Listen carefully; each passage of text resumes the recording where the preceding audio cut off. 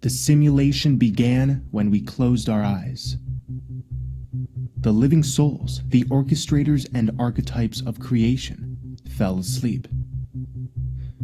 The simulation ends when we open our eyes.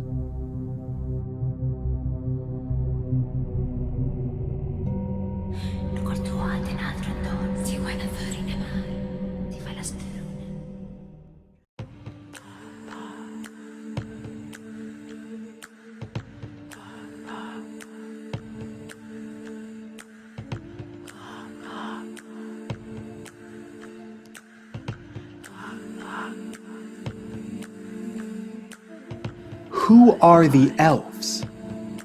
By the end of this video, you will realize that the living souls are the elves of the Tree of Life who have been put on the sine wave of Saturn, of Father Time.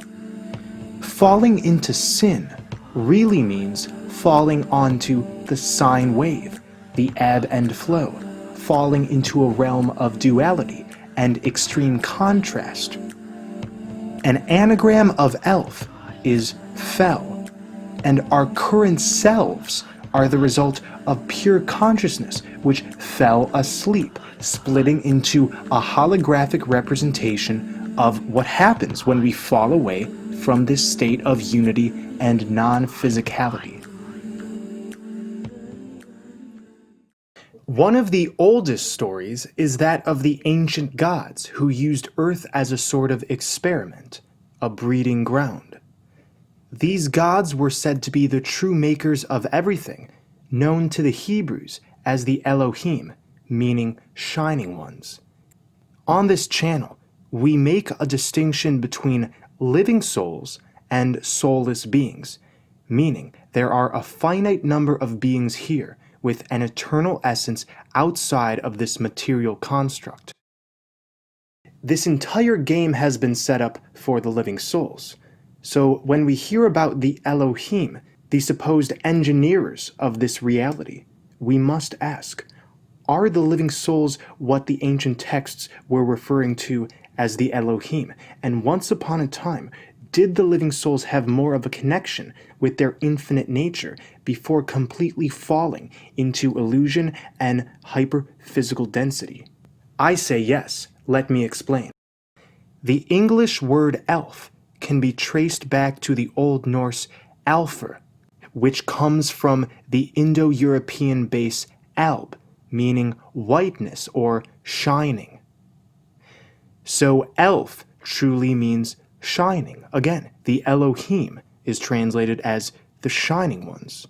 This might be revealing to us that the elves are the fallen angels, the fallen Elohim. In Celtic lore, the Tuatha De Danann eventually became known as the Elven folk. Because of this, there exists a recognizable similarity between the mythological Tuatha De Danann and the Elohim. The Tuatha De Danann have been associated with the ancient Hyperboreans. They are said to have arrived to this world from 4 island cities in the north, Phaleus, Gorius, Murius, and Findius. If you are familiar with my work on the North Pole, then you'll immediately draw the connection between these 4 island cities and the 4 island continents which lay at the magnetic north, detailed by medieval mapmakers and depicted in Vedic cosmology. This is the center paradise of Hyperborea, land beyond the north wind, which I've explained in various videos is synonymous with the other world, the Celtic supernatural realm of everlasting beauty, youth, health, and joy, where time has no meaning. More famously known as Tir na Nog, or the land of the ever young, this was the original home of the Danann. It's also known as Tir Nam Bio, land of the living. This is interesting because if you remember my video, Flat Earth Matrix, Land of the Dead, I presented clear evidence that what the Greeks called Hades is not a world underneath us, but that these outer lands is Hades, past Oceanus, the earth-encircling serpent, which is really referring to the center ice wall. It's been written, the Tuatha De Danann, or Siddhe, the gentry, the good people, and the people of peace, are described as a race of divine beings, eternally young and unfading. They are essentially majestic in their nature. Mythologically, they are gods of light and good. Tuatha De Danann means the folk of the goddess Danu, who was the mother of the Irish gods. Thus, the mother goddess Danu is simply a personification of the universal seed which everything sprang from. Danu is the Celtic earth goddess from which all wisdom poured from, just like the Gnostic goddess Sophia. After all, Danu comes from the Proto-Celtic Dan, meaning earth. We're dealing with the earth itself, the heart, who birthed spirit into herself. Interestingly, the Anunnaki of the Mesopotamian mythology were said to be birthed by Anu. Danu, Anu. There is absolutely a connection here. Not to mention, the original name of the Tuatha De Danann was the Tuatha De Anu. The Anunnaki and the Tuatha De Danann are the same elven beings. The El, the Elohim. But the Anunnaki is what became of the elves when they decided to experiment with tendencies of fear, aggression, and control. But in order to do this, they needed to holographically project themselves from the center.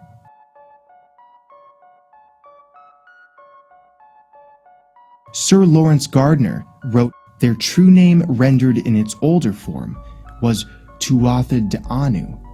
As such, they were the people of Anu, the great sky gods of the Anunnaki.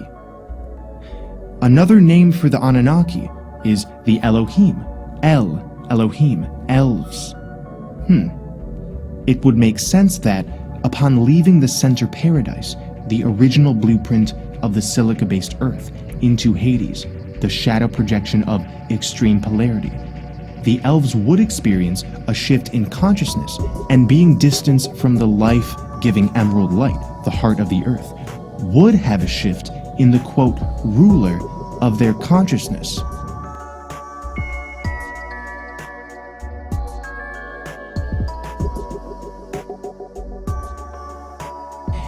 It's said that the Tuatha were banished from the other world, from the 4 island cities. This story is no different than the fall of man, where Adam and Eve were banished from the paradisal Eden.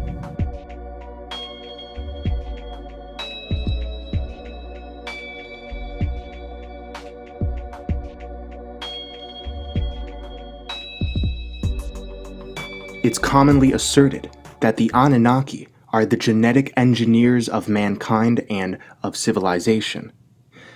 But if I'm proposing that we are the elves, that we ultimately are the Anunnaki who temporarily left the center in order to engage in a holographic dualistic construct which now runs on autopilot, then that means we are the Anunnaki. We genetically engineered ourselves once upon a time and have slowly forgot in order to play out this entire game. As within, so without is the law of the universe. So to think an invader species is separate from us is giving into fragmentation and the third-dimensional perspective of separation. Nothing is here to harm us. Everything is here for our benefit. By now, many of you are probably shaking your heads, thinking the El refers to the elite, the supposed rulers of this energy extraction matrix. In my last video, we described how every being here besides the living souls, the players, are merely holographic representations of an algorithm of dualistic consciousness, reflecting to us all the combinations and possibilities that this polarity can manifest. As much as we want to believe that there is an us versus them war going on here, where we're subject to the tyranny of some ruling class, I'm informing you the way things appear is not how they are. The world is on autopilot, and the more you wake up, you will see the charade in its simple complexity, including those we have branded as our oppressive overlords. Again, these are figments. The word itself, elite, reveals this. The suffix "ete" is derived from the Greek word lithos, meaning rock, or a piece on a game board. As wacky as it sounds, our electromagnetic energy from the 0 point, through the lens of good and evil, has created all of the characters around us.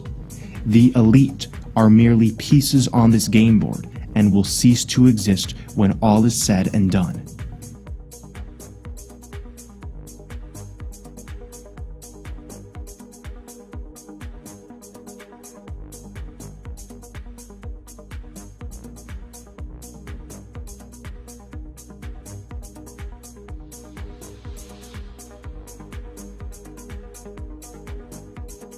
Everything springs from the center. It has to.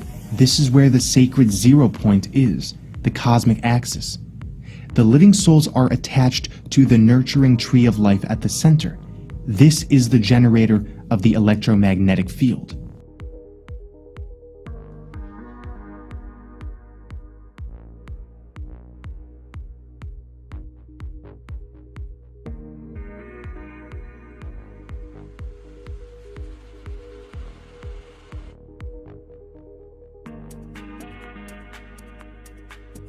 Of course, existing in the original blueprint at the Magnetic North, in Dreamtime, the elves are the curators of the electromagnetic field, nurturing the tree of life and the emerald light, which flows through it and projects outwards. Could this be why, in Christmas mythology, the elves are Santa's helpers at the North Pole? It's been interpreted that the Anunnaki came to mine gold for their home planet, Nibiru. They created a slave race to mine gold. But let's look at this a little closer. What is this popular interpretation revealing to us? This gold is not literal gold, and Nibiru is not a separate planet from Earth. We already know that outer space as it's described is a complete farce, so what are we dealing with? Translated, Nibiru means point of transition. The story of the Anunnaki coming here represents the elves who temporarily separated themselves from their immortal bodies into a dense physical illusion, genetically engineering their own 666 carbon suits, therefore funneling into the soul recycling system and living out the torment that they signed up for through this dream time. The Anunnaki came here to mine gold, meaning gain wisdom of dualism, therefore leaving the confines of the rainbow, going from lead to gold. This is why, in stories of leprechauns, there is gold at the end of the rainbow. The four-leaf clover represent the 4 island continents at the center. In recent videos, we've talked about the rainbow, the prism, and its division of 7. In this temporary holding space, we have been attached to this rainbow, this prism. We are the selves who needed to put ourselves on the sine wave of density in order to go back to Nibiru, the center, which is the point of transition.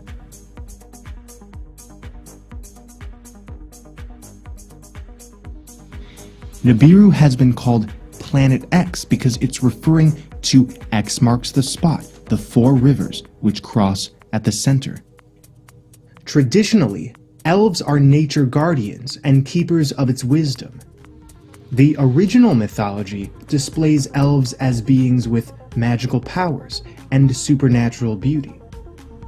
The original elves were associated with strength, brightness, and wisdom. We could say the elves are really the Aelves. Many offshoots of the word Aesir, referring to the mighty gods of the Norse pantheon, have been used to describe elves in ancient stories, including Aelfir, Aelfred and Aelfwine.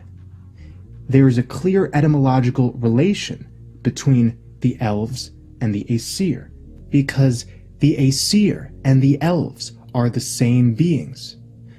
But one might ask, how does that make sense if, according to the Norse cosmology, the Aesir live in Asgard, and the Light Elves live in Elfheim? What we are seeing here on the World Tree isn't a representation of separated races in separated realms. In mythology, it seems that all of the different pantheons are separate beings, but we have clearly observed many similarities between the Norse stories, the Greek stories, the ancient Egyptian stories, and so on and so forth. All mythologies are connected and have similar stories and characters because they're describing the same beings. The living souls are creation itself. This means we exist in all dimensions all at once. We play out all characters of the universe, but depending on which perspective we're inhabiting, we can only perceive one timeline. So if we go back to the World Tree, it seems that the realm of the humans is different and distinct from the realm of Asgard. Right now, it appears that you are a human, but we're about to undergo a transformation in which it will be revealed that there are bodies. Yes, we have separate bodies from this current shadow state, which are merely sleeping, which are merely dreaming up this illusion. The fall of man. Falling asleep. And what are we calling this process of awakening? Awakening. I'm not suggesting, I'm informing. Our light bodies are still at the North Pole, and they are asleep, and they are of what we have referred to as elves. What we're experiencing is a temporary confinement within a holographic overlay designed by ourselves in order to experiment with the possibilities of dualism. You think this body is yours, but you are nothing more than a shadow right now.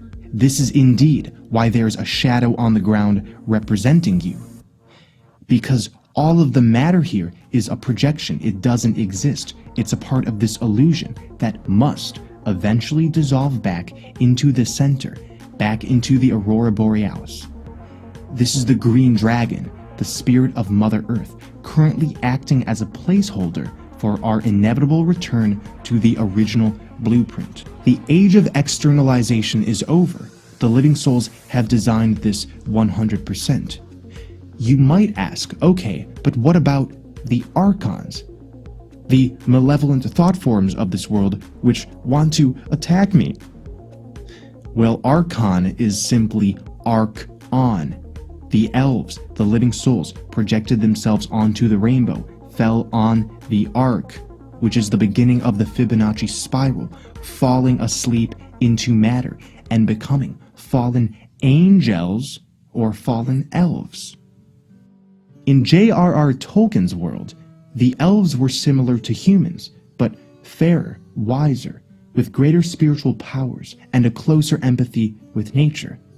The inspiration for the elves in J.R.R. Tolkien's world were the Tuatha De Danann. The Tuatha are said to have lived in a golden age and were displaced from their original home.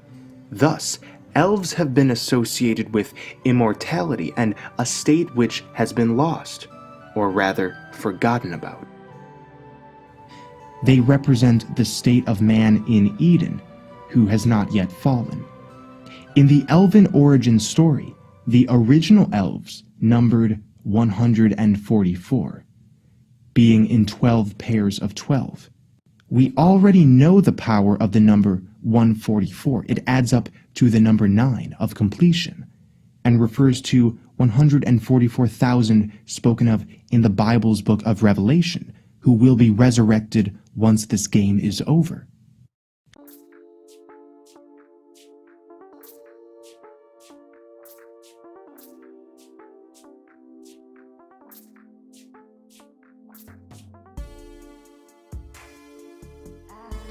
All energy in a toroidal field originates and funnels from the center, but does not and cannot leave for the toroid to remain intact. As we've talked about before, the heart is the seat of the soul. This is where the body's toroidal field originates. So the same way the soul never leaves the heart, only generates a field of subtle energy that ebbs and flows, we have never left the center, and what we're experiencing right now is a sort of hall of mirrors. We set up this entire matrix. We are the designers. We are the engineers of the Metatronic overlay. And you might ask, well, how does that make any sense? It's not like I decided to create this. Oh, yes, you did. You decided to come here. You decided to cut yourself off from the infinite in order to experience this density. So, we have the Holy Grail at the center. And what pours out from the center? The green dragon, the Aurora Borealis. This is the nourishing light of the Great Mother. This is the divine feminine essence.